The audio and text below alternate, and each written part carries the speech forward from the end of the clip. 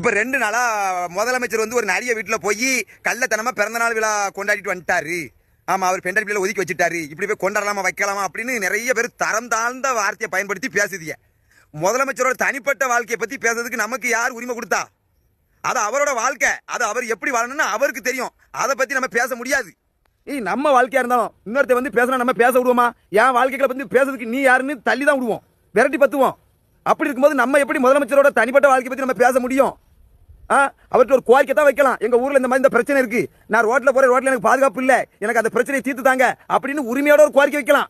எனக்கெல்லாம் விவசாய கடனை முழுசா ரத்து பண்ணணும் அப்படிங்கிற கோரிக்கை என் மனசுல இருக்கு.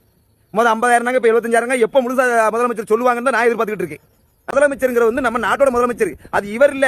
யார் வந்து இந்த முதலமைச்சர் சீட்ல உட்கார்ந்தாலும் அவருக்கு கொடுக்க வேண்டிய மரியாதையை கொடுத்து தான் பேசணும். என்ன நீங்க தரதாந்த வார்த்தையை பத்தி பேசிட்டு சட்டம் தன் கடமையை தான் செய்யும். காவல்துறை ஒவ்வொருத்தங்க பேசுறதையும் பார்த்துக்கிட்டு தான் இருக்காங்க, பார்த்துக்கிடுங்க.